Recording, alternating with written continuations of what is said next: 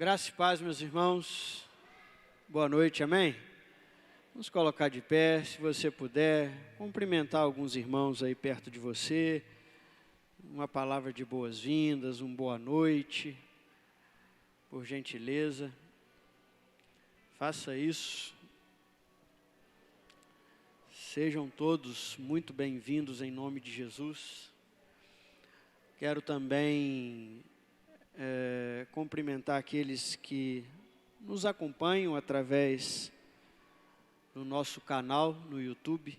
Deus receba o nosso culto nessa noite, amém? Para isso que nós viemos aqui, para adorar o Senhor, para exaltar o Senhor, sermos edificados pelo Senhor, amém? Glória a Deus. Assentai-vos por um instante, faça um momento de oração aí, tenha o seu tempo com o Senhor. Vamos clamar a Deus, para Deus receber o nosso culto nessa noite. Amém?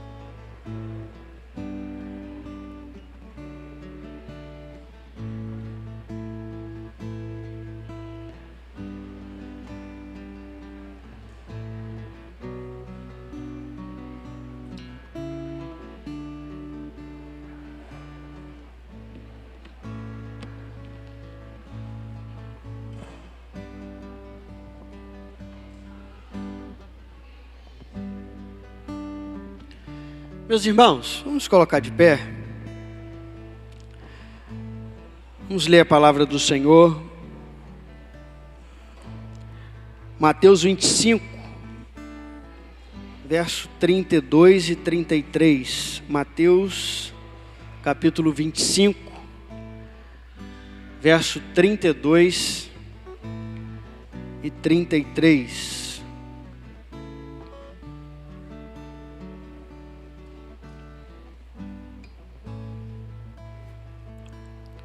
Mateus capítulo 25, verso 32 e verso 33.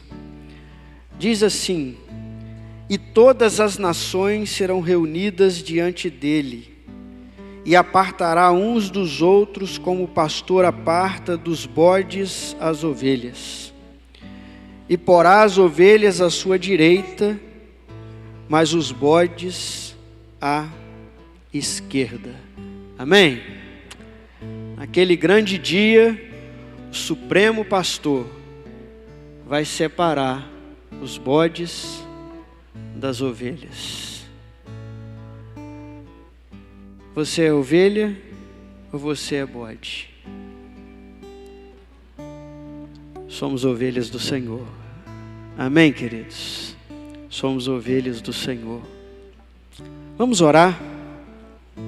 Vamos pedir ao Senhor que nos conduza no culto dessa noite. Que o Senhor receba o nosso louvor, a nossa adoração, a nossa gratidão, em nome de Jesus. Feche os teus olhos, eleve o seu coração a Deus nesse momento. Coloque a sua vida diante do Senhor nesse momento. Senhor Deus, em nome de Jesus, nós nos reunimos nessa noite com o propósito de te adorar, com o propósito de te exaltar, de bendizer o teu nome, de glorificar o teu nome. Receba o nosso culto nessa noite, Pai. Que seja um tempo de despertar do Senhor nas nossas vidas.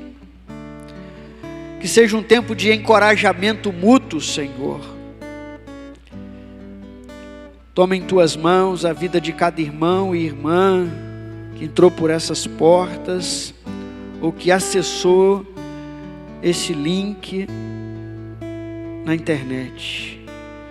Receba o culto da tua igreja nessa noite, Pai, em nome de Jesus. Que o Senhor venha falar aos nossos corações poderosamente, pois nós estamos aqui, Senhor, para ouvir a tua voz. Que o Senhor venha receber os cânticos que foram entoados nessa noite.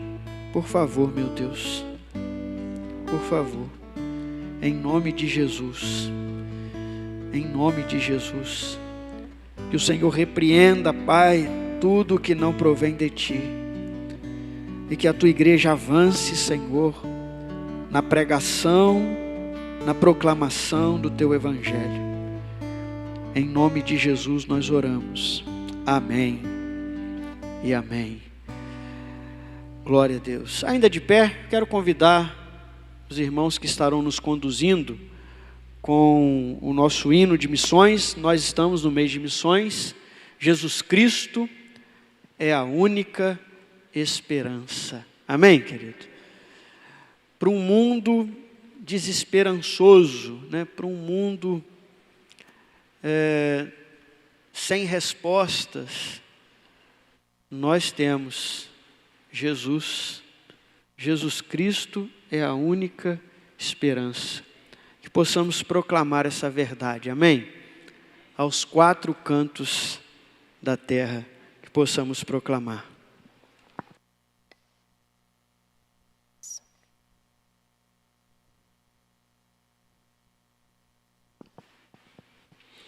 Boa noite, meus irmãos. Vamos adorar o Senhor, dizer que só Cristo é a única esperança. Amém? Pode aumentar, por favor.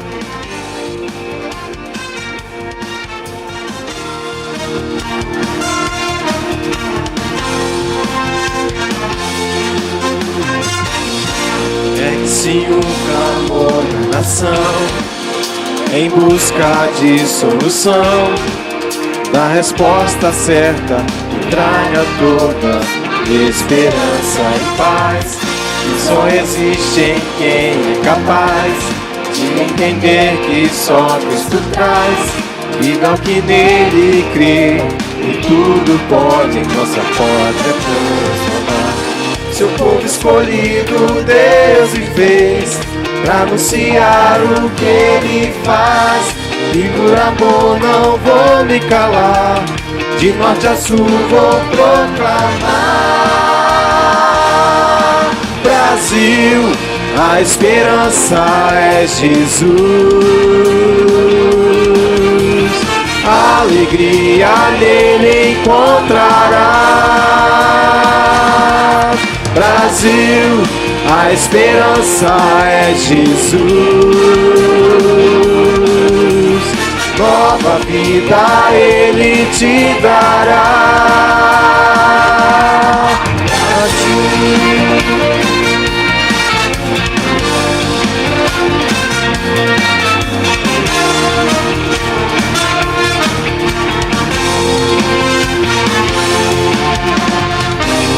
seu povo escolhido Deus me fez pra anunciar o que Ele faz, e por amor não vou me calar, de norte a sul vou proclamar.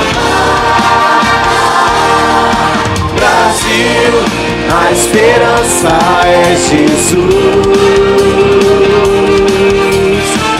alegria nele encontrarás. Brasil, a esperança é Jesus, nova vida Ele te dará. Brasil, Cristo é a única esperança para o nosso país, e por isso nós o adoramos e bendizemos o nome do Senhor esta noite. Cante isso. Cristo é a única esperança neste mundo tão hostil, para a santa liderança do Evangelho do Brasil.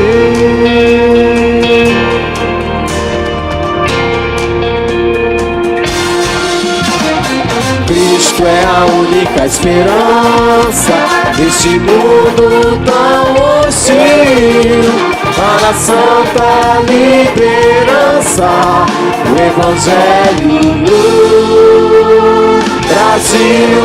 A esperança é Jesus, alegria nele encontrará. Brasil, a esperança é Jesus, nova vida Ele te dará. Alegria nele encontrarás, nova vida Ele te dará. Brasil. Você pode aplaudir o Senhor, querido? Só Jesus é a única esperança para o nosso país. Aleluia. Vamos orar, querido? Vamos orar pelos nossos missionários. Nós estamos numa campanha. Todas as ofertas que forem recolhidas esse mês serão destinadas a missões nacionais, e uma boa parte delas a ajuda daqueles irmãos nossos que estarão indo para Roraima, para Boa Vista, né, em janeiro do ano que vem. Estarão saindo daqui no dia 7 e voltando no dia 20, se não me falha a memória. Nós já compramos as passagens ontem, agora só falta pagar. Mas entendemos que o Senhor há de nos abençoar, amém? Compramos parcelado, né? O cartão do Lucas. Então, se a gente não pagar, ele paga sozinho. É um menino de fé, ele tem uma fé ativa. Vamos orar, queridos? Vamos colocar a nossa vida diante do Senhor? Vamos clamar a Deus para esse tempo, amém? pedir o Josias que nos conduza nesse momento. E logo após esse momento de oração, nós estaremos adorando ao Senhor.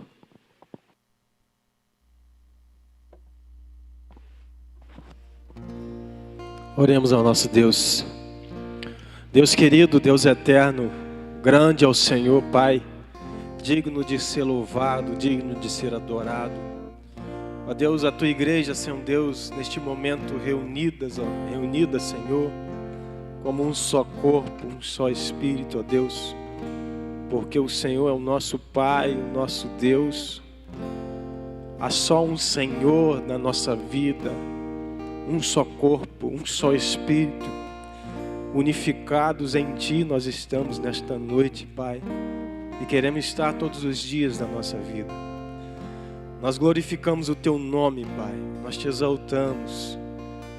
Ó Deus querido, nesta noite, ó Pai, clamamos a Ti, Senhor Deus, pela vida dos missionários, ó Deus, que estão espalhados, ó Deus, por todo esse país, ó Pai, por todo o Brasil, ó Deus. Aqueles que estão, Senhor Deus, em lugares, ó Pai, distante, ó Deus, da sua casa, Senhor, do seu lar. Ó Deus, que o Senhor nesta hora visita, Senhor, com mãos poderosas. Teu Espírito Santo esteja confortando o coração de onde quer que eles estejam. Toma, Senhor, a vida do Maurinho, Senhor Deus, pastor Maurinho, Deus, que está, Senhor Deus, no campo de missões. Ó Deus, visita ele, Senhor Deus, ali naquele lugar, Senhor Deus, onde ele está, Senhor Deus, trabalhando, Senhor Deus, com aquelas pessoas, ó Pai, a qual os nossos jovens irão para lá, Senhor Deus, também, para somar, ó Deus, forças, para, Senhor Deus, ó Pai, falar do Teu amor ali, ajudar as pessoas ali, Senhor Deus, com o propósito de apresentar Jesus, de anunciar Jesus àquelas pessoas. Ó Deus, visita, Senhor Deus, cada um, Senhor Deus, cada pessoa, Pai, que faz missões direta ou indiretamente. Aqueles que não vão, Senhor Deus, mas que, Senhor Deus, contribui, que se envolve, ó Deus querido. Ó Deus, que a chama do Senhor, ó Deus, esteja sendo acendida, ó Deus, em cada coração aqui nesta noite, para que possamos, ó Pai, nos envolver neste trabalho de missões, ó Deus. Ó Pai, que possamos, ó Pai, usar, Senhor Deus, a nossa força, o nosso recurso, ó Deus, para poder, Senhor Deus, também, Senhor Deus, fazer, ó Deus, o trabalho do Senhor, cumprir o ID do Senhor, ó Pai, a todos os cantos desta nossa terra, ó Pai, chamada Brasil, Senhor. Ó Deus, que nós pedimos ao Senhor, ó Deus, que, ó Deus, o Senhor, ó Deus, esteja repreendendo o devorador desta nação. Ó Deus, nós pedimos que o Senhor repreenda, Senhor Deus, a mente corrupta, a mente mal, ó Deus, que tem assolado esta nação, ó Deus querido. Ó Deus, entra com providência, Senhor Deus, neste país, ó Pai. Ó Deus, toma, Senhor Deus, a liderança deste país nas Tuas mãos. Nós clamamos o Teu nome, Pai, e pedimos que o Senhor, ó Pai, intervenha, Senhor Deus, intervenha, ó Pai, por essa nação, ó Pai. Toma, Senhor Deus, a nossa comunidade em Tuas mãos. Toma, Senhor Deus, o nosso bairro. Toma, Senhor Deus, os nossos vizinhos. Nós colocamos diante de Ti nossos amigos. Por favor, Pai, nos use, Pai, para que possamos, ó Pai, ser bênção na sociedade, no trabalho, em qualquer lugar que nós estivermos, ó Deus. Eu Te entrego nas Tuas mãos, Pai, no nome de Jesus. Nós oramos a Ti, Senhor Deus, e nós Te adoramos, e nós bendizemos o Teu santo nome nesta noite. Queridos, adore ao Senhor nesta noite, querido. Não importa as circunstâncias que você está vivendo, não importa o momento da sua vida em que você está vivendo, o importa é que você o adore no momento em que você está vivendo, em todos os momentos. Se você está bem de saúde, adore ao Senhor. Se você está com problema de saúde, adore ao Senhor. Se você está com dinheiro, adore ao Senhor. Se você está sem, adore ao Senhor. Não importa as circunstâncias, nos prostramos e adoramos ao Todo-Poderoso. A Ele a honra, a glória, o louvor. Toda adoração pertence a Ti, Senhor Deus. Você pode adorar o Senhor nesta noite, querido. Abra sua boca. Aleluia. Perto quero estar,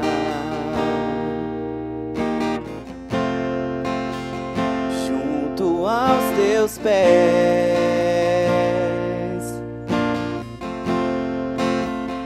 pois prazer maior não há que me render e te adorar.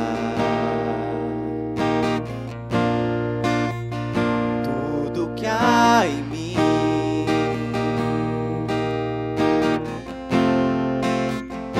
quero te ofertar,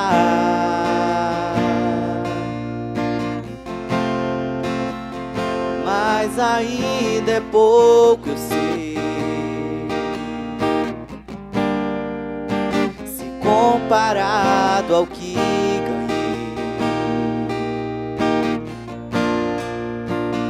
Sou apenas servo, meu amigo me tornei. Você pode levantar sua voz, querido, e adorar o Senhor, querido, nessa noite. Te louvarei,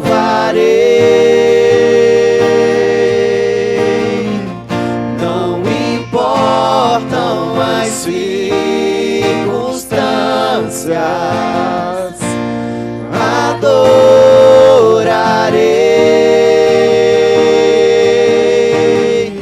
somente a ti, Jesus.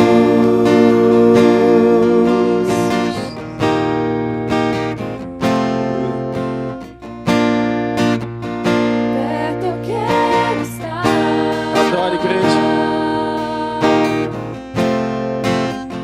Junto aos seus pés,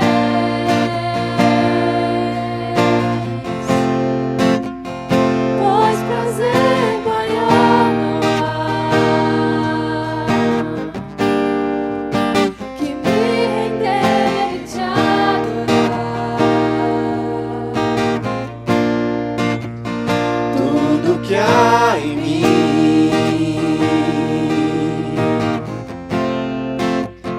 quero te ofertar,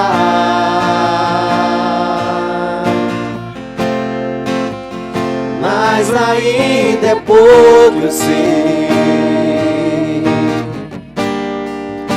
se comparado ao que ganhei. Não sou apenas servo, seu amigo me tornei.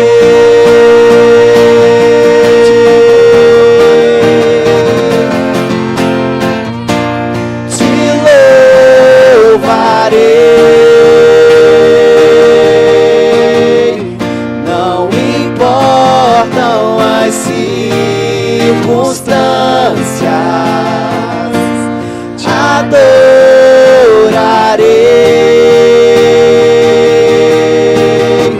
somente a ti, Jesus. Te louvarei, te louvarei,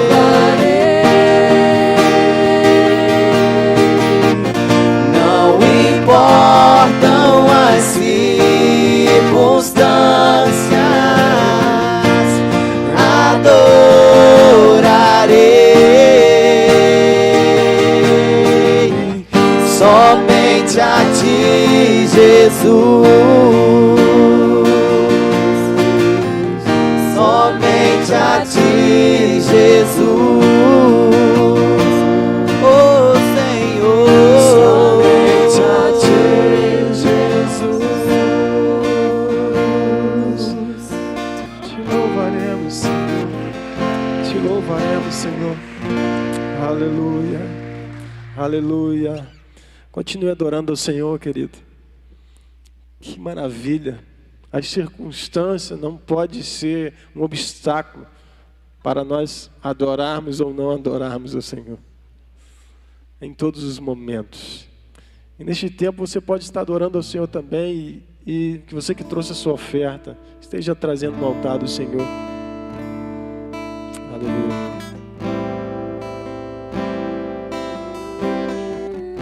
Aleluia.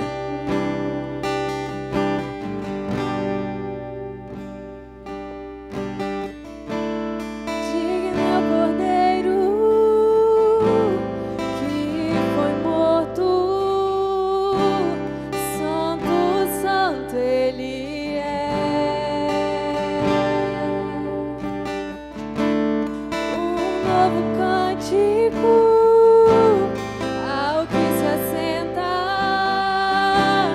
sobre o trono do céu.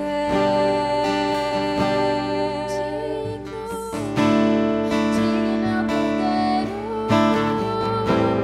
que foi morto. Santo, santo Ele é. Santo. Um novo cântico ao que se assenta sobre o trono do céu.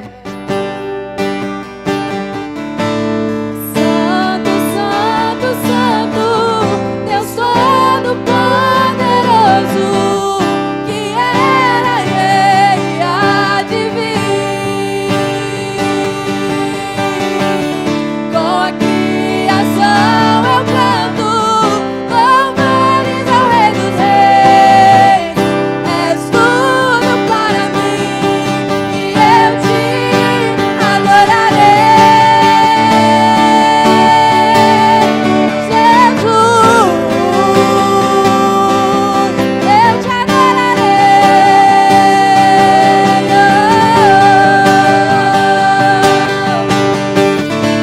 Está vestido do arco-íris, sons de trovão, luzes, relâmpagos, louvores, honra e glória, Força e poder pra sempre ao único Rei eternamente. Santo, santo, santo, Deus Todo-Poderoso, que era e há de vir. pra todo sempre Ele é. Com a criação eu canto louvores ao Rei dos Reis. És tudo para mim e eu te adorarei. Santo, santo, santo, Deus Todo-Poderoso, que era e há de vir. Com a criação eu canto louvores ao Rei dos Reis. És tudo para mim e eu te adorarei.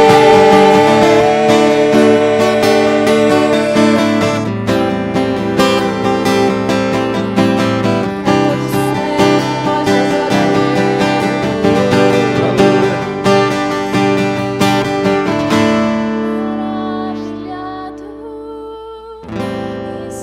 extasiado, eu fico ao ouvir teu nome.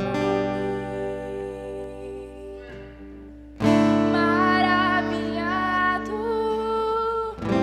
extasiado, eu fico ao ouvir teu nome, Jesus. Jesus, teu nome é força, fôlego de vida, misteriosa, água viva.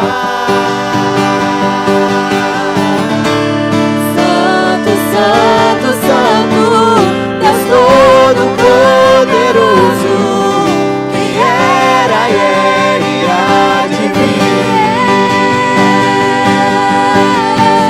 Com a criação eu canto louvores ao Rei dos Reis.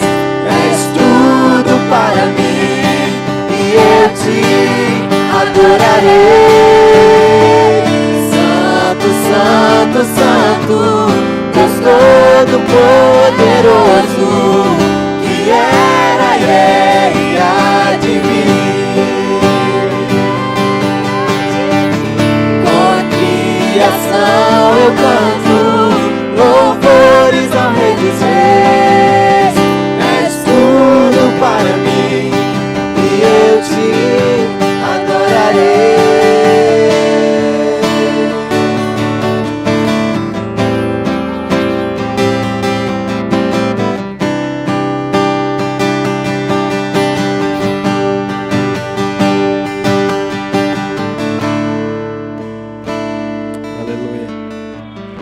santo, santo, santo é o Senhor. Toda a terra está cheia da tua glória, Senhor. Aleluia, aleluia. Continue adorando ao Senhor, querido. Aleluia, aleluia. O Senhor, o amor do Senhor é incomparável. O amor do Senhor é inexplicável. O amor do Senhor foi algo tão precioso por nós, deixando a sua glória para estar conosco e morrer em nosso lugar. Adore ao Senhor nessa noite, querido.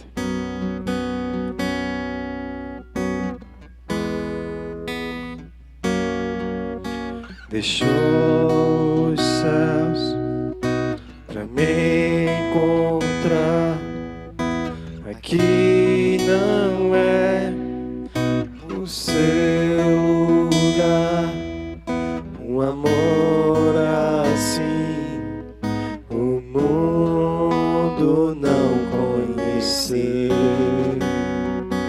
Cante. Naquela cruz forte, igreja, se entregou.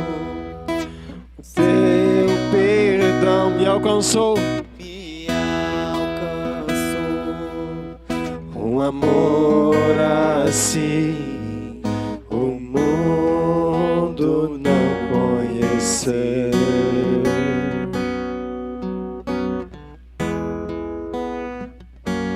No altar de adoração, seja sempre exaltado, Jesus, Filho de Deus. Deixou a sua glória, morreu em meu lugar. Jesus, Filho de Deus. Tu és Jesus, Filho de Deus. Levou sobre si pecado e dor, venceu a morte e ressuscitou. Um amor assim o mundo não conheceu. Aleluia. Bem forte, igreja. Levou sobre si pecado e dor, venceu a morte e ressuscitou. Um amor assim o mundo não conheceu.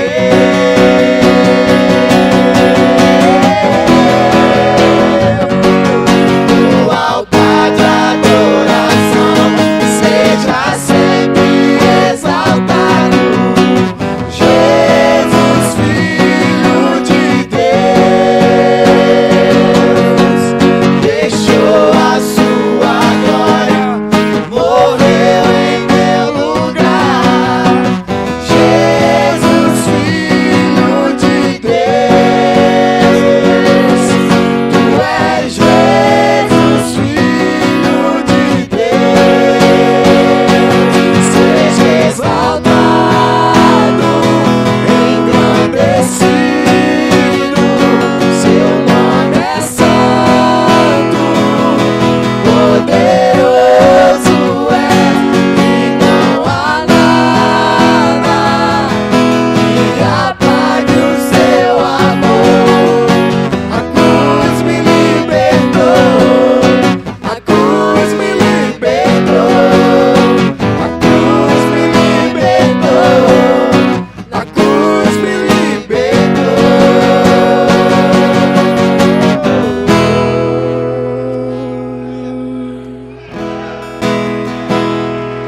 No altar de adoração, seja sempre exaltado, Bem forte, igreja. Jesus, Filho de Deus, deixou a sua glória, morreu em meu lugar. Jesus, Filho de Deus, tu és Jesus, Filho de Deus, tu és Jesus, Filho de Deus. Aplauda Ele. Toda honra, toda glória pertence ao Senhor. Aleluia. Amém. Aleluias. Quero convidar as crianças, por favor, que venham aqui para nós orarmos por elas. Também quem estará com elas hoje.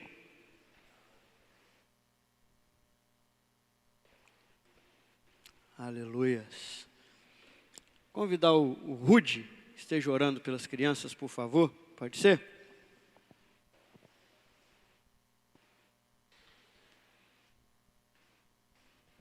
Vamos ficar de pé, queridos, aqueles que podem. Estenda suas mãos para cá, vamos estar botando a vida das crianças nas mãos do Senhor, querido. Senhor Deus eterno Pai, muito obrigado, Senhor, por esse momento de adoração e louvor ao Teu santo nome, Pai. Nesse momento, quero entregar essas crianças em Tuas mãos, Senhor. Nós sabemos que elas não são a igreja do amanhã, elas são a igreja do hoje, Pai. Nós sabemos que essas crianças sabem muito da Tua palavra e anunciam a Tua palavra onde eles vão, Senhor. Por isso eu Te agradeço pela vida delas, Senhor, e já entrego elas em Tuas mãos, Senhor. Faça, Pai, que no meio deles venham sair, Pai, pregadores da Tua palavra, missionários, missionárias, pastores, levitas, Senhor, para engrandecer o Teu santo reino, Pai, onde quer que eles forem, Senhor. Toma a vida dos responsáveis nessa noite para estar trazendo a palavra até eles ali, Senhor. Unge com o Teu Santo Espírito, Pai, que eles possam sair engrandecidos da Tua palavra ali dessa noite, Pai. Oração que eu Te faço em nome de Jesus. Amém, Pai. Assentai-vos, irmãos. Vamos, nossa jornada. Tem alguns irmãos que estão em pé, mas se quiserem podem se assentar, tá bom?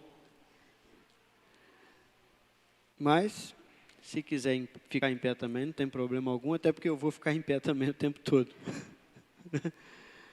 Enquanto meu joelho estiver permitindo, a gente vai pregando em pé. No dia que ele não permitir mais, a gente senta. Né? Queridos, nós vamos para a nossa jornada em Apocalipse, estamos chegando perto do fim. Tem sido um tempo de crescimento, de aprendizado, pelo menos de reflexão sobre o assunto. E eu quero, nessa noite, convidá-los a abrir a sua Bíblia em Apocalipse capítulo 20. Nós estamos aí bem na reta final do livro. Foram 2 longos anos. É claro que uma pausa aí no meio da pandemia, enquanto a gente estava com os cultos online, a gente deu uma pausa em Apocalipse, mas logo em seguida retornamos.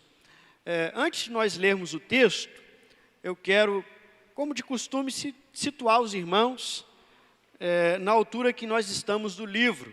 Nós já sabemos qual é o tema do livro. Qual o tema do livro?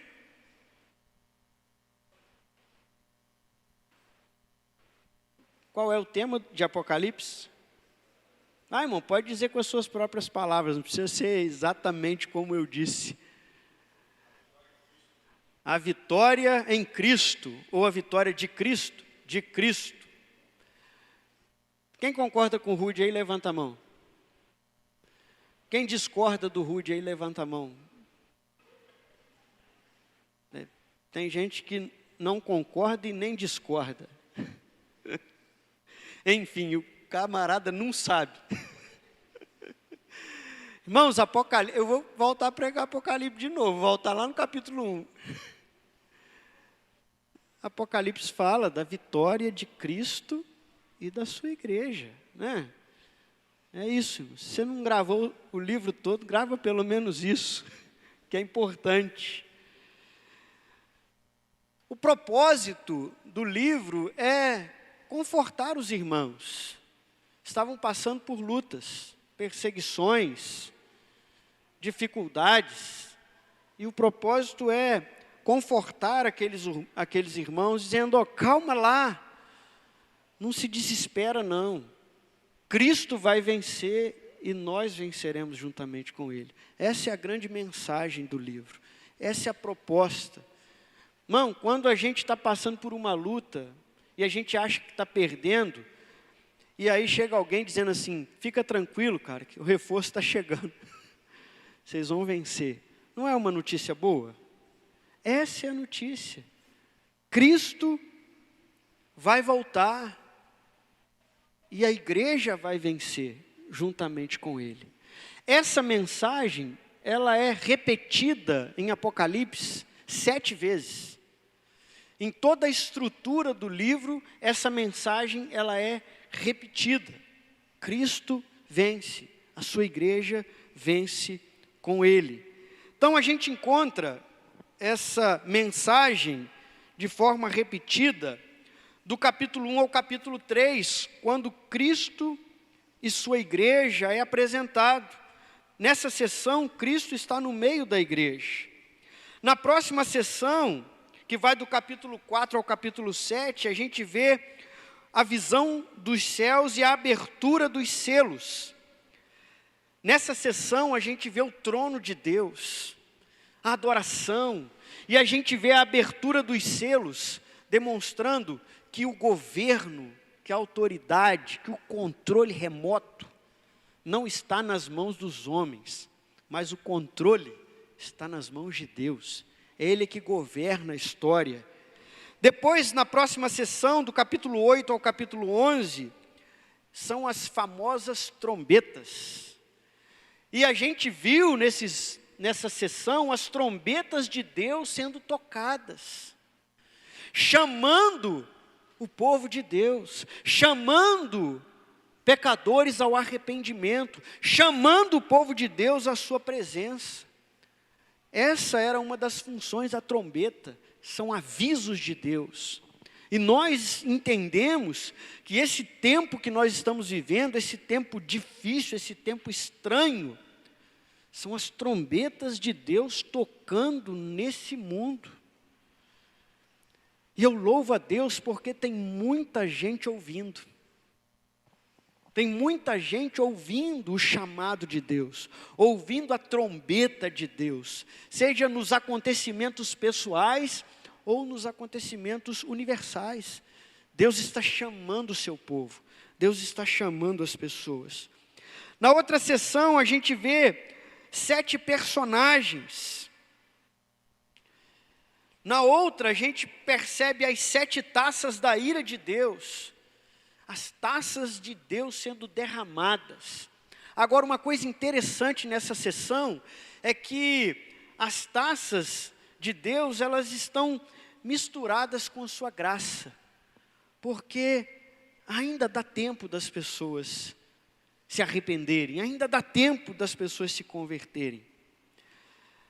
Depois a gente percebe a queda dos auxiliares do dragão. Foi o que nós vimos na sessão passada. Essa sessão fala da queda dos auxiliares do dragão e das bodas do cordeiro. Quem se lembra aqui daquela mensagem das bodas do cordeiro, do casamento, né? A gente até brincou que a gente ia adotar esse sistema aqui, tem que pagar o dote. Quiser casar, tem que pagar o dote. Não é isso? Quem concorda com essa ideia aqui, faz um sinalzinho assim com a mão. Amém. Quem não concorda, também não tem problema. Não vamos brigar por causa disso. Depois, essa sessão, ela descreve de forma clara o triunfo de Cristo sobre os adversários. Sobre a prostituta, sobre a besta e sobre o falso profeta. E aí agora a gente chega na última sessão do livro. Vai do capítulo 20 ao capítulo 22. Aqui são as últimas cenas. as últimas cenas. E o que nós vamos ver nessa sessão? Nós vamos ver a queda de Satanás e a grande consumação. Essa sessão nos mostra o julgamento do dragão, seguido do novo céu e da nova terra, a nova Jerusalém. Amém? Dito isso, vamos entrar então hoje na última sessão do livro, Apocalipse capítulo 20. Nós vamos ler todo o capítulo. Diz assim a palavra do Senhor. Acompanhe aí na sua Bíblia, por favor. E vi descer do céu um anjo, que tinha a chave do abismo e uma grande cadeia na sua mão. Ele prendeu o dragão, a antiga serpente, que é o diabo e Satanás, e amarrou-o por 1000 anos, e lançou-o no abismo, e ali o encerrou, e pôs selo sobre ele, para que não mais enganasse as nações, até que os 1000 anos se acabem. E depois importa que seja solto por um pouco de tempo. E vi tronos, e assentaram-se sobre eles, e foi-lhes dado o poder de julgar. E vi as almas daqueles que foram degolados pelo testemunho de Jesus e pela palavra de Deus, e que não adoraram a besta, nem a sua imagem, e não receberam um sinal em suas testas, nem em suas mãos. E viveram e reinaram com Cristo durante 1000 anos. Mas os outros mortos não reviveram, até que os 1000 anos se acabaram. E esta é a primeira ressurreição. Bem-aventurado e santo aquele que tem parte na primeira ressurreição. Sobre estes não tem poder a segunda morte, mas serão sacerdotes de Deus e de Cristo, e reinarão com ele 1000 anos. E acabando-se os 1000 anos, Satanás será solto da sua prisão, e sairá a enganar as nações que estão sobre os 4 cantos da terra, Gog e Magog, cujo número é como a areia do mar, para os ajuntar em batalha.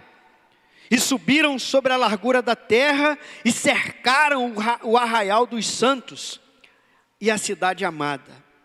E de Deus desceu fogo do céu, e os devorou.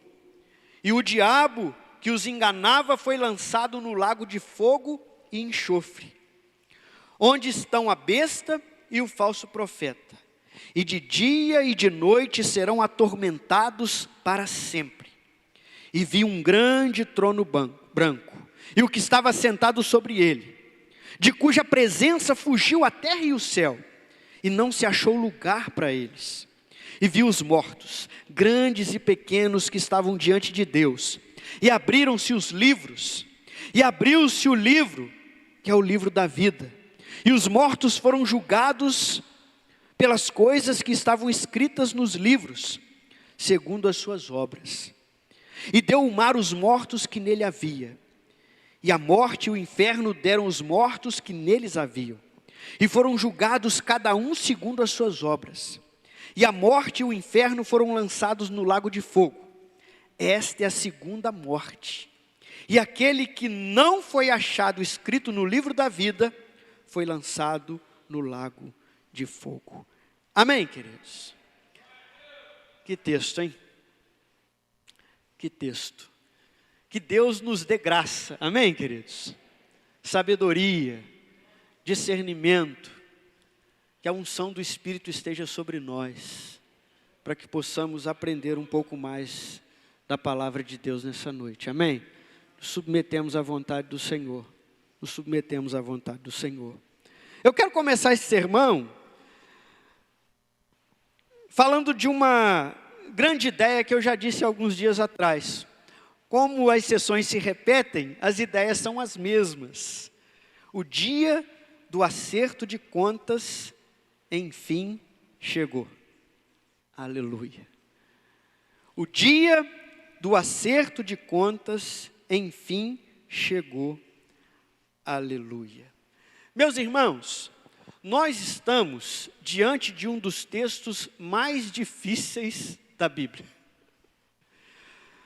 Nós estamos diante de um texto muito difícil, onde há interpretações diversas.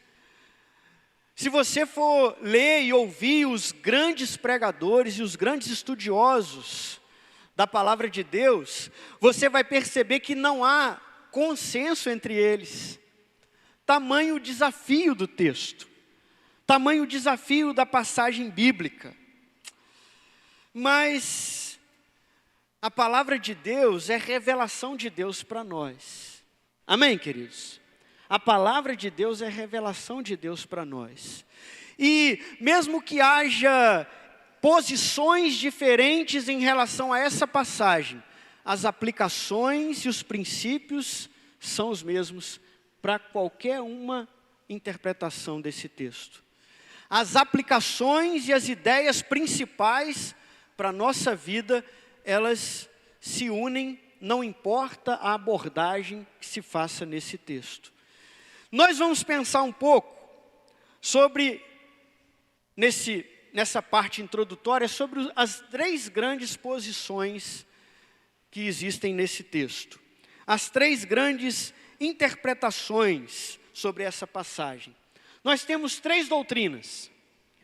A primeira chama pré-milenismo, porque todas elas apontam para o milênio e têm ideias diferentes sobre o milênio. E a grande questão do texto são os 1000 anos. Então a primeira doutrina chama-se pré-milenismo. Para eles, para aqueles que pensam dessa forma, Cristo vem para inaugurar o milênio. E eles creem em um milênio literal. Para os pré-milenistas, Cristo vem e vai reinar literalmente 1000 anos aqui na terra. Há uma outra doutrina, uma outra posição acerca do texto, que são os pós-milenistas. Pré-milenista, pré-milênio. Pós-milenista, pós-milênio. Para eles, Cristo vem após o milênio. O evangelho será pregado, dando início a esse momento que ocorrerá no fim dos tempos. Para os pós-milenistas, o milênio não é literal. E uma terceira posição chamada amilenista. Os amilenistas creem que o milênio foi inaugurado pela primeira vinda de Cristo e será consumado na sua segunda vinda. Os 1000 anos não são literais, mas sim simbólicos, representando todo o período entre a primeira e a segunda vinda de Cristo. Se o livro é um livro simbólico, os amilenistas, eles entendem que esses 1000 anos também são simbólicos e não literais. Cristo sempre está reinando, e nesse período os seus santos estão reinando com ele em glória. Ao meu ver, essa interpretação é a mais adequada à luz da interpretação do livro de Apocalipse. Porque sendo um livro simbólico, a gente vai ter dificuldade de pegar uma expressão e colocá-la de forma literal. O interessante é que não há na Bíblia nenhuma outra referência a milênio. Só nesse texto, só nesta passagem, num livro com uma linguagem apocalíptica, simbólica.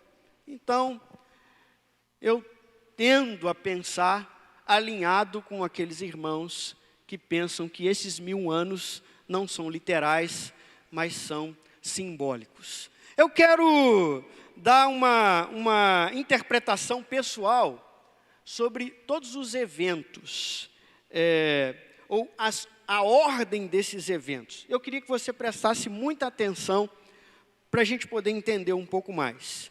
Na primeira vinda de Cristo, ele detém Satanás na cruz, o impedindo de cegar as nações. Com isso, o evangelho é anunciado e a igreja segue a sua missão de fazer discípulos de todas as nações. No fim desse período, Satanás é solto por um pouco de tempo. Ele reúne os seus exércitos para perseguir a igreja, é a grande tribulação. Porém, Cristo retorna com poder e grande glória. Ele derrota Satanás e seus aliados, lançando-os no lago de fogo e enxofre, onde sofrerão eternamente, e conduz o seu povo para a glória. Esse é o meu entendimento do livro de Apocalipse. Esse é o meu entendimento sobre essa passagem. Quando Cristo vem, quando o noivo vem, ele derrota Satanás na cruz, inaugura os 1000 anos, que não são literais, são simbólicos, que é o período da igreja. Enquanto Satanás está detido, e a gente vai ver isso mais à frente, a igreja está avançando na pregação do evangelho. No final desse período, que não são 1000 anos literais, a Bíblia diz que Satanás será solto. Ele reúne o seu exército para perseguir a igreja, a grande tribulação. Porém, Cristo vem, derrota Satanás e os seus aliados, reúne a sua igreja e leva para a glória. Esse é o meu entendimento. Mas vamos ver isso de forma mais calma, olhando cada detalhe desse texto. Amém? Eu dividi esse texto em 4 partes, para a gente poder entender melhor. A primeira parte é a prisão de Satanás, do verso 1 ao verso 3. A segunda parte é o reinado dos santos, do verso 4 ao verso 6. A terceira parte é a derrota do dragão, do verso 7 ao verso 10. E a quarta e última parte, o juízo final, o grande trono branco, do verso 11 ao verso 15. Então, querido, mantenha a sua Bíblia aberta, aperte os cintos e vamos estudar a palavra de Deus. Amém? Então, a primeira parte desse texto, do verso 1 ao verso 3, fala sobre a prisão de Satanás. Vamos entender isso. Vamos entender isso. Amém? Vamos ver o que o texto diz primeiro. E vi descer do céu um anjo, que tinha a chave do abismo, e uma grande cadeia na sua mão. Ele prendeu o dragão, a antiga serpente, que é o diabo, Satanás, e amarrou-o por 1000 anos, e lançou-o no abismo. Ali o encerrou, e pôs selo sobre ele, para que não mais enganasse as nações. Guarde isso. Para que não mais enganasse as nações, até que os 1000 anos se acabem. E depois importa que seja solto por um pouco de tempo. Nós não podemos esquecer que tudo isso é simbólico. Não é uma corrente literal, não é uma cadeia literal, não é um selo literal. É uma linguagem simbólica. E João quer passar uma mensagem com essa expressão. João quer passar uma ideia para os seus leitores. Não é literalmente o anjo carregando uma corrente e chegar lá, amarra o diabo numa corrente. É uma linguagem simbólica e a gente precisa entender o que significa isso. A gente precisa ter uma noção da mensagem que João está querendo passar para os seus primeiros leitores. E a gente vai pensar primeiro nessa prisão de Satanás. Satanás é preso. O propósito de João é mostrar aos seus leitores que, por mais violento que Satanás seja, ele está debaixo da autoridade de Deus. Quando a Bíblia fala de chave, de prisão, a Bíblia está dizendo que de autoridade. Ele está debaixo da autoridade de Deus, por mais violento que ele seja. Essas expressões são usadas pelo apóstolo. O diabo não pode agir livremente, pois está submetido à vontade de Deus. Ele só pode ir até onde Deus permite. Se você olhar, isso está muito claro no livro de Jó. Segundo a passagem, ele não pode mais enganar as nações. Lembra que eu disse para você não esquecer essa parte? Ele foi preso, foi detido, foi amarrado, foi colocado num abismo, foi posto um selo sobre ele, quer dizer, ele está debaixo da autoridade de Deus, para quê? Para não mais enganar as nações. Para não mais enganar as nações. Ele não pode mais enganar as nações. O ide de Jesus deve ser obedecido, e a igreja tem autoridade para avançar. Quando Cristo veio, na cruz deteve Satanás, agora a igreja pode avançar, porque ele não tem mais poder para enganar as nações. Essa é a proposta. Ele não pode mais enganar. Até a vinda de Cristo, somente Israel tinha comunhão com Deus e conhecimento da palavra de Deus. Porém, quando Cristo veio, essa realidade mudou, pois Cristo derrotou Satanás e enviou os seus discípulos a fazerem mais discípulos, agora de todas as nações. Entende isso, irmão? Até a primeira vinda de Cristo, só Israel conhecia a Deus. Só Israel tinha comunhão com Deus. Só Israel tinha contato com a palavra de Deus. Mas quando Cristo vem, ele detém Satanás e agora ele não mais enganará as nações. E agora a igreja está liberada para avançar, para pregar a Cristo para as nações.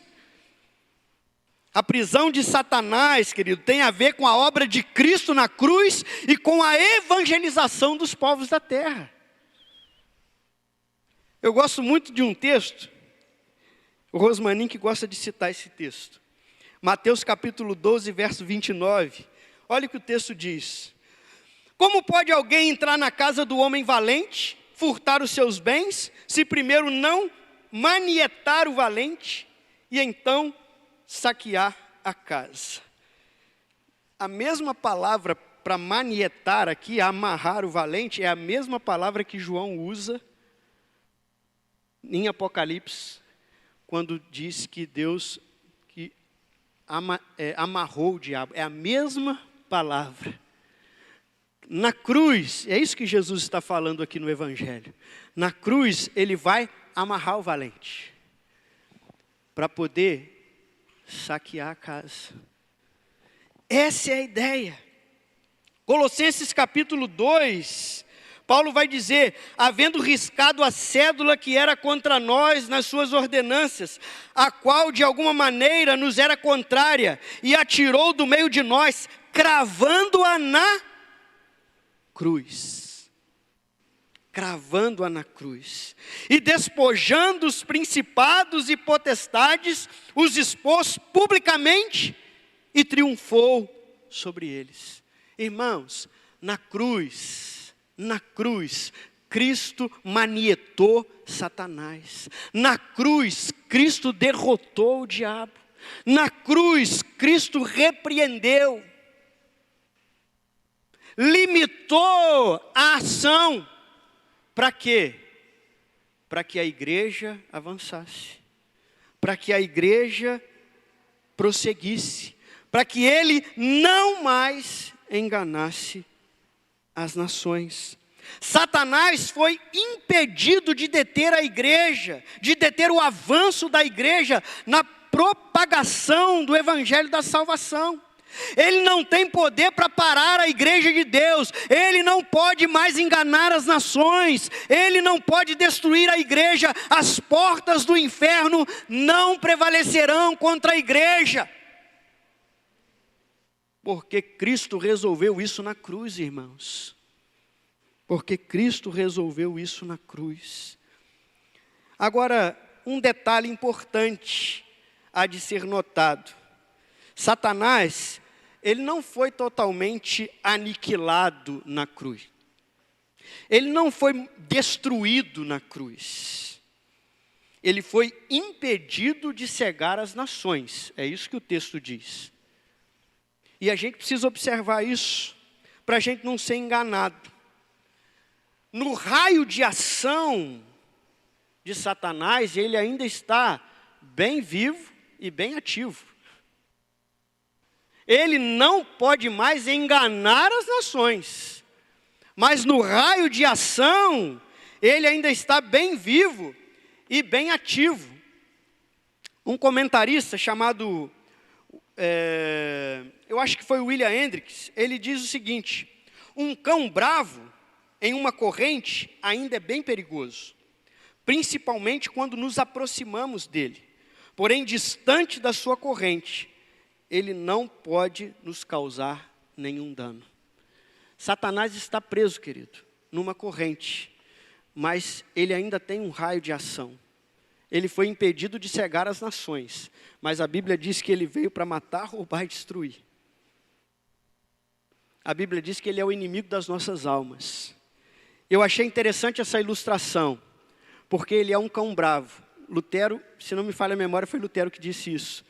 Ele é um cão bravo amarrado numa corrente, mas ele ainda é um cão bravo. Ele ainda é perigoso.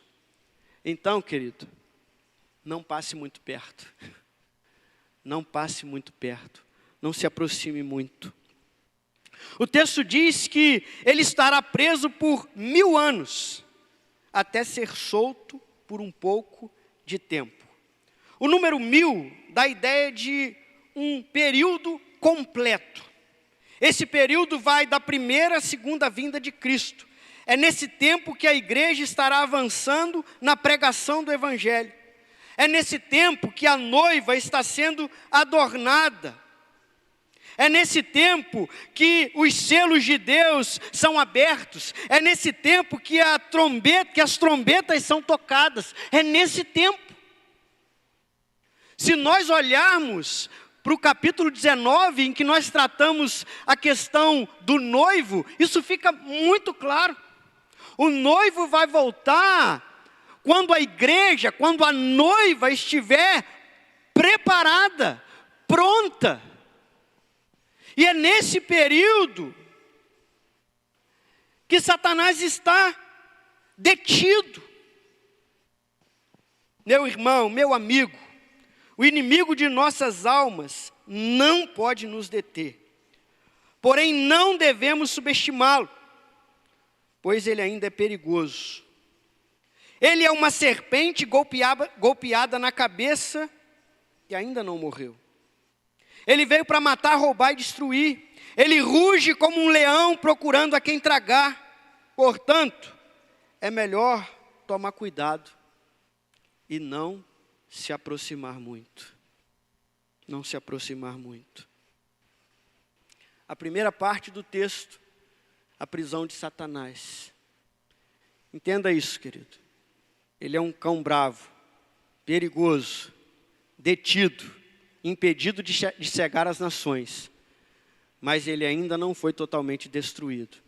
Então, não brinque, não se aproxime da sua corrente, porque no seu raio de ação, ele ainda é muito perigoso. Segundo lugar, o texto fala sobre o reinado dos santos, do verso 4 ao verso 6. Vamos ao texto. E vi tronos, e assentaram-se sobre eles, e foi-lhes dado o poder de julgar. E vi as almas daqueles que foram degolados pelo testemunho de Jesus, e pela palavra de Deus, e que não adoraram a besta nem a sua imagem, e não receberam sinal em suas testas nem em suas mãos. E viveram, e reinaram com Cristo durante 1000 anos.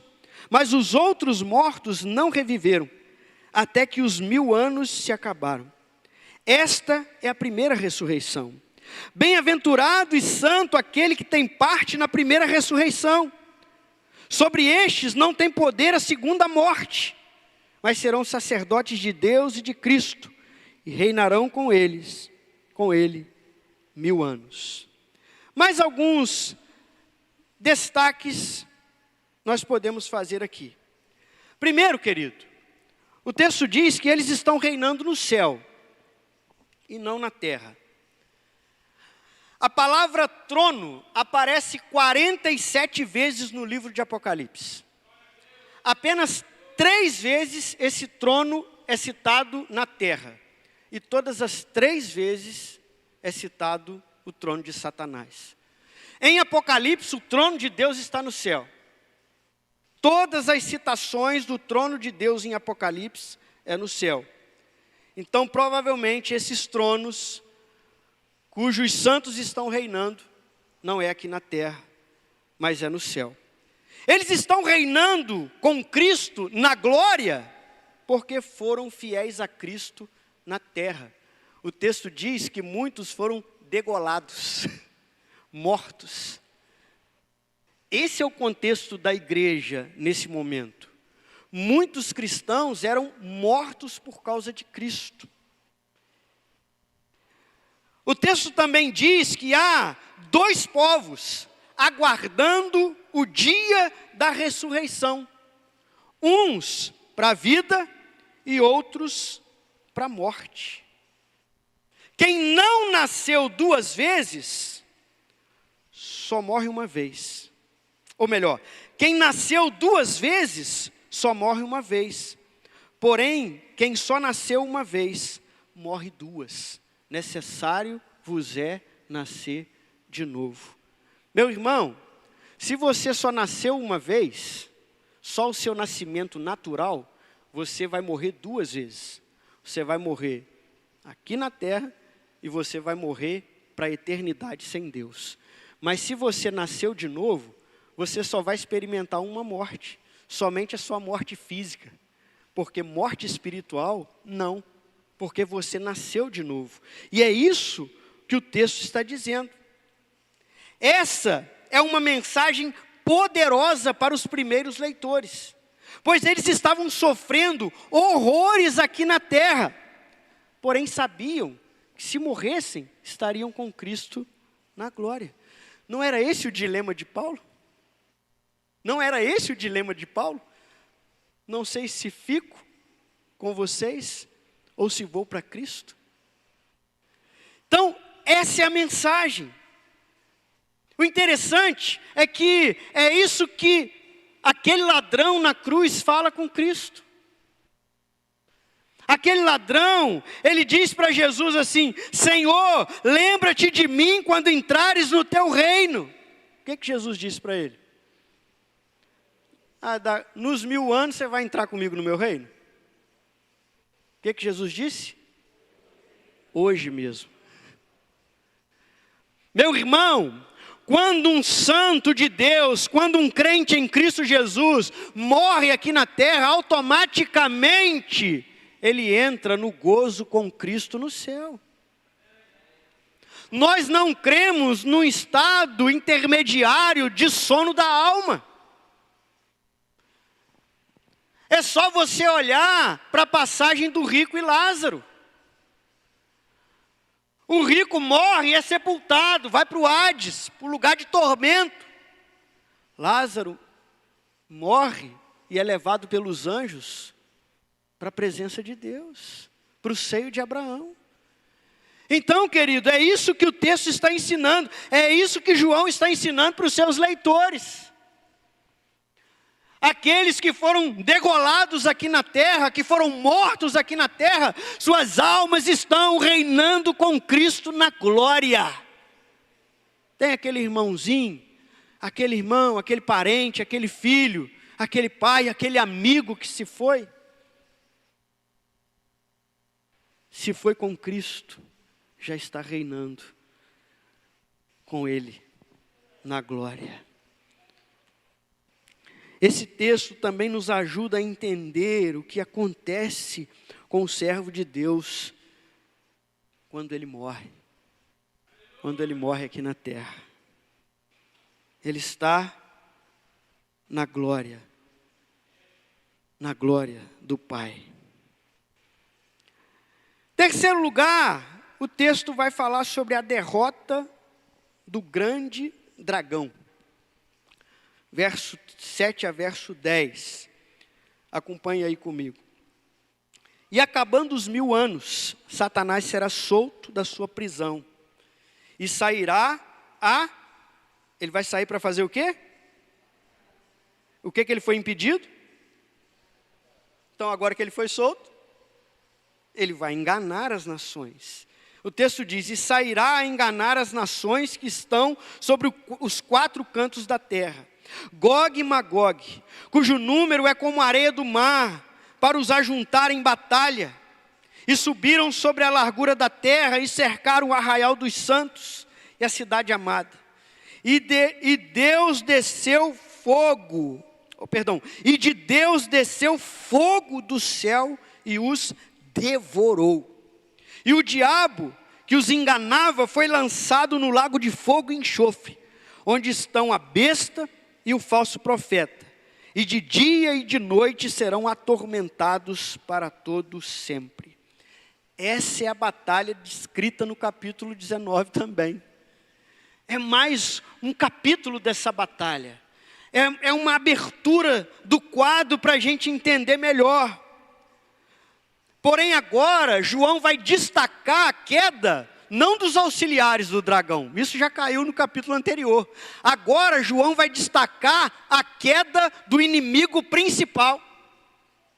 Se Satanás é o inimigo principal, João vai agora falar da queda desse inimigo. O texto relata que o dragão, ele reúne o seu exército para a grande batalha. Quando Satanás, irmãos, no final do milênio, aproximando a segunda vinda de Cristo, o texto diz que Satanás será solto para enganar as nações, e ele vai reunir o seu exército, e ele vai perseguir a igreja. Nós precisamos olhar para esse texto, e olhar para a história, e fazer uma leitura, não uma leitura pessimista, porque o texto diz que ele vai ser solto e ele vai reunir o seu exército para perseguir a igreja. Então, irmãos, igreja de Cristo, não espere para o fim dias, como eu posso dizer, dias aliviados. Não espere para o fim moleza. Isso não é uma visão pessimista, é uma visão realista. Mas você pode ter uma visão otimista desse texto. Por quê? Porque a Bíblia diz que do céu desceu fogo de Deus. E esse fogo vai derrotar o inimigo. Entende isso? Então nós podemos ter para a história uma visão otimista, realista, mas otimista. O texto relata que o dragão reúne o seu exército para a batalha. E João vai citar aqui a expressão Gog e Magog, que trata-se de personagens. Esses personagens são citados em Ezequiel 38 e 39. Gog, da terra de Magog, há de lançar um terrível ataque contra Israel, porém será derrotado. É possível que esta seja uma referência a alguns povos inimigos, uma nação que veio para perseguir o povo de Deus. Com o passar do tempo, Gog e Magog passaram a simbolizar, no pensamento judeu, tudo que é contra Deus. Tudo que é contra Deus.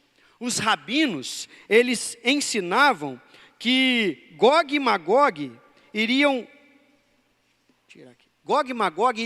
reunir as suas forças para atacar Jerusalém, porém o Messias viria para libertá-los. Era isso que era ensinado sobre esses personagens. Eles simbolizam tudo aquilo que se volta contra Deus, tudo aquilo que se volta contra a igreja, tudo aquilo que se volta contra o que é santo. Meu irmão, no fim, todo mundo perverso e maligno, todo o mundo anticristão, todo o mundo perverso e maligno, dirigido por Satanás, irá perseguir a igreja.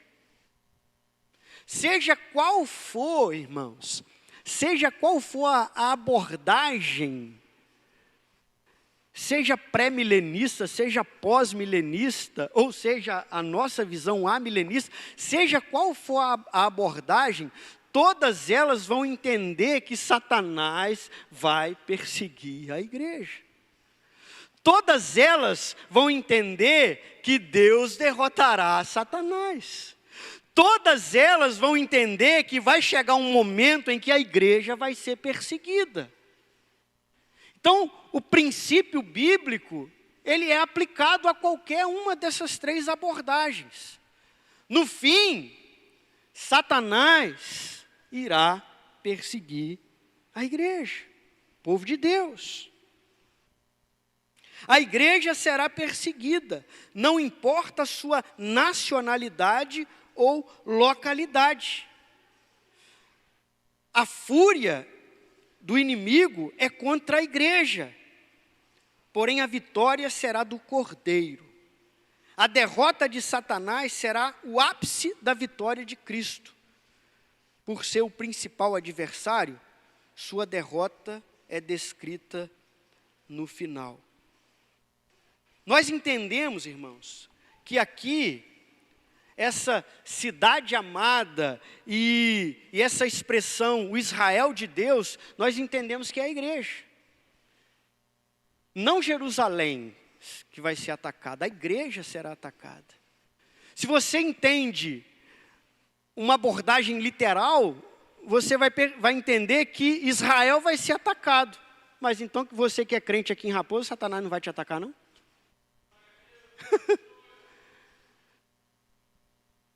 Entende isso? Por que a gente precisa olhar para uma linguagem simbólica? Esse ataque à cidade santa, esse ataque ao Israel de Deus, é um ataque à igreja. Porque não importa a localidade, a nacionalidade da igreja, ela será atacada. Porém, Cristo vem, derrota Satanás e reúne o seu povo. Não somente aqueles que estão lá em Jerusalém, mas nós, ou aqueles que estarão aqui em Raposo, naquele grande dia. Em quarto e último lugar, o juízo final, o grande trono branco. Verso 11 ao verso 15. E vi um grande trono branco, e o que estava sentado sobre ele, de cuja presença fugia a terra e o céu, e não se achou lugar para eles.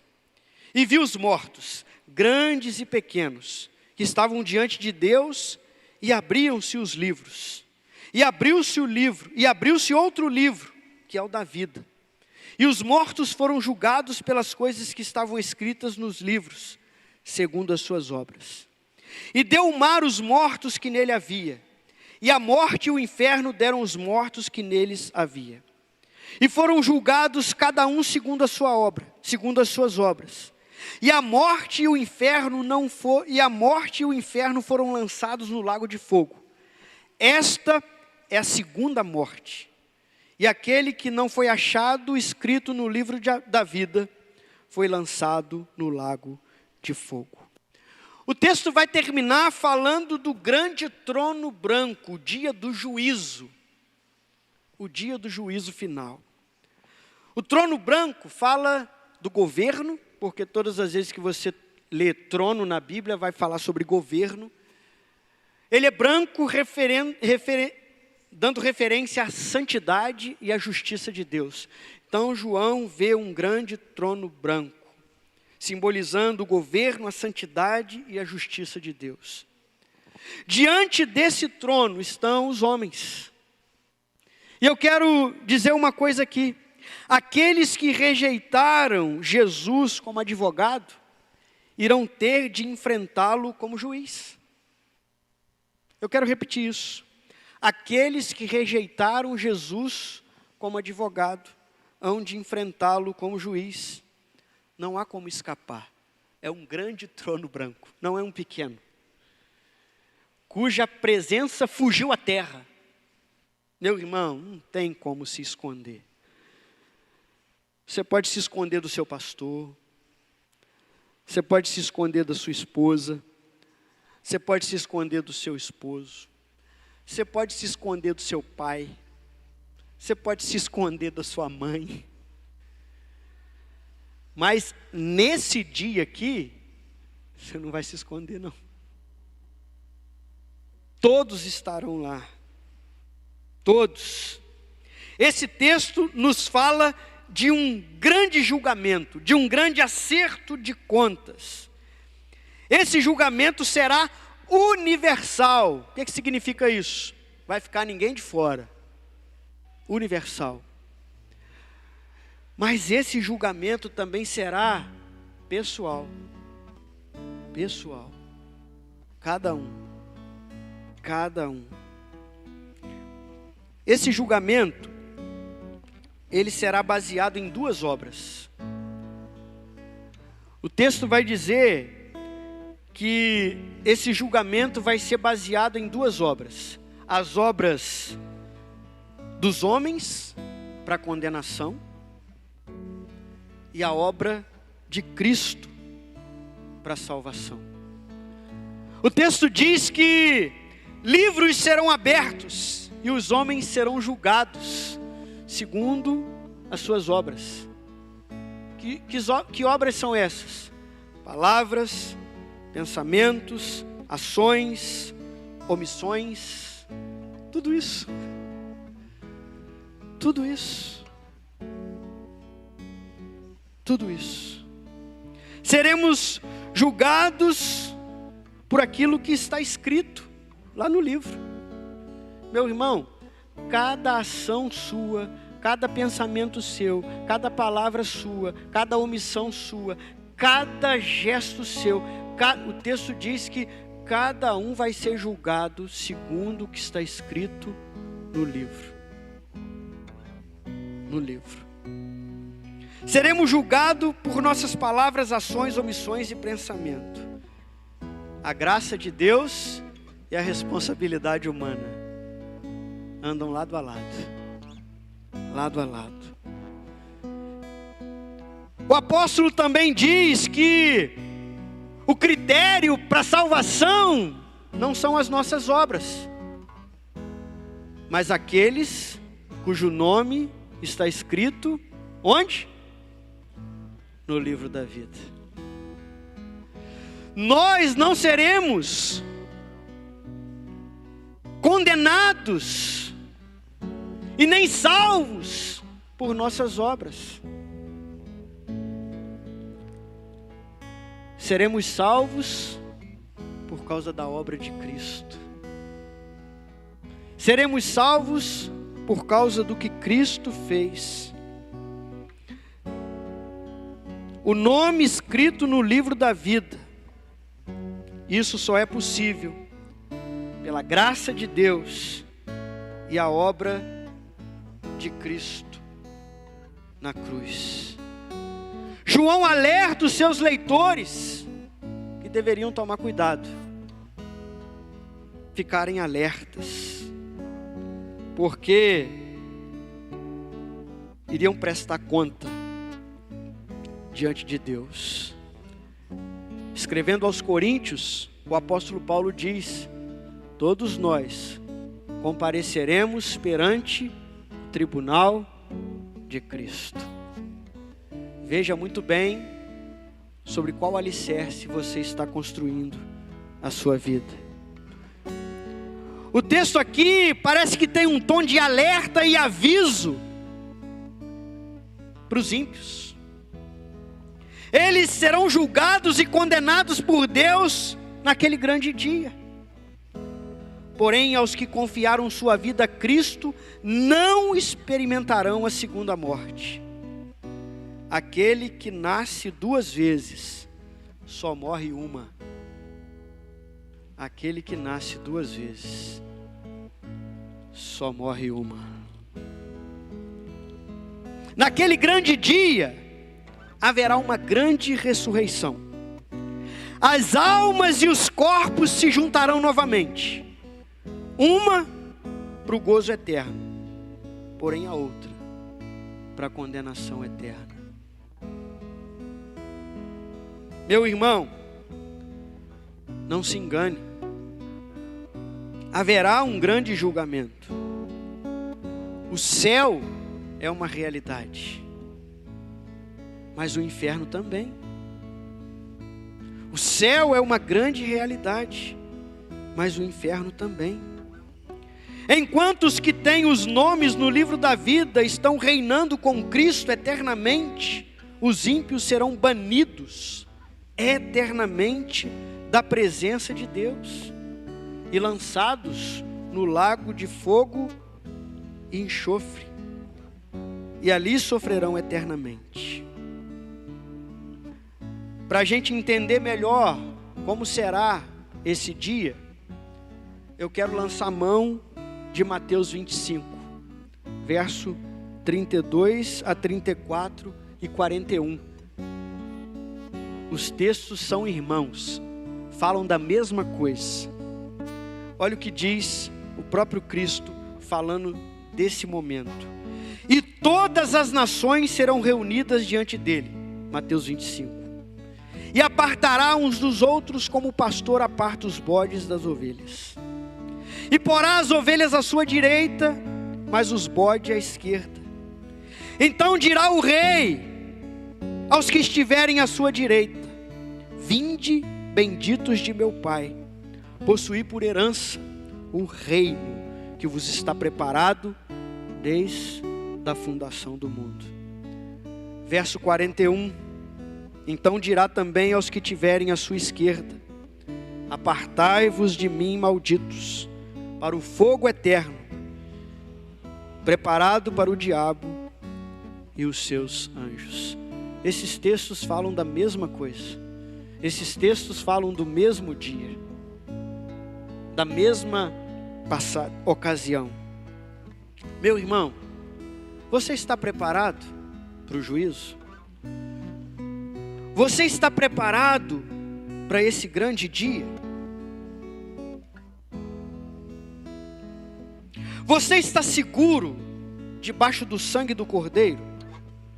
Ou está debaixo do peso da condenação de seus pecados? Hoje pode ser um grande dia para você. Hoje pode ser um grande dia para a sua vida. Hoje é um tempo oportuno.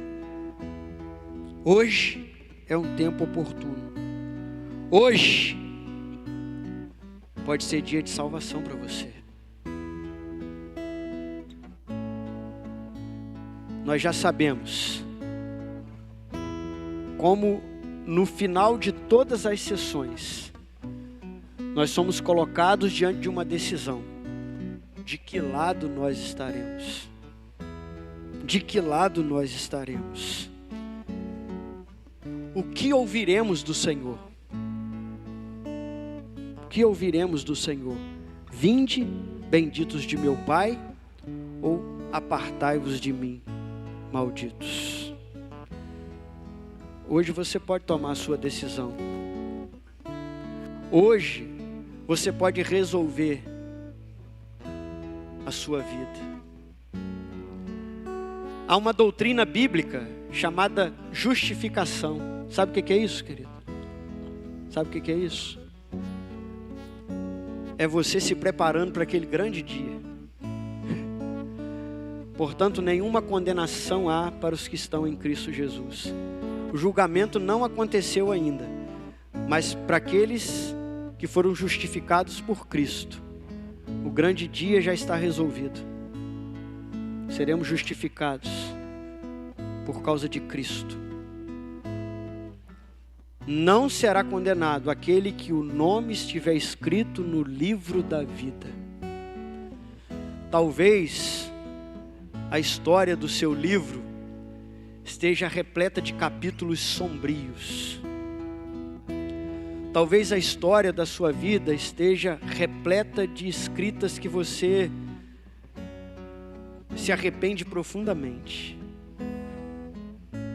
Mas eu quero dizer para você nessa noite: se você entregar a sua vida a Cristo, Ele vai escrever o seu nome no livro da vida. E aí, meu irmão, minha irmã, não importa os capítulos horríveis que você viveu para trás. O que importa é que o seu nome está escrito no livro da vida. Amém? Vamos nos colocar de pé? Vamos orar um pouco. Você quer entregar a sua vida a Cristo nessa noite? Você quer entregar a sua vida a Jesus? Você sabe que haverá um grande dia e haverão dois lados. Mas você pode resolver isso hoje, entregando a sua vida a Cristo. Se você deseja entregar a sua vida a Jesus, aonde você estiver, faça um sinal com a sua mão, dizendo: eu quero entregar a minha vida a Cristo. Se você entendeu essa mensagem e quer entregar a sua vida a Jesus, quer ter o nome, amém, glória a Deus. Você quer sair do seu lugar e vir aqui, nós vamos orar com você. Nós vamos pedir a Deus para abençoar a sua vida. Mas não vem sozinha não, não vem sozinho não. Chama alguém para ir com você. Chama alguém para estar com você. Tem uma irmã vindo aqui. Queria que uma das irmãs estivesse aqui com ela. Pode ficar aqui do lado.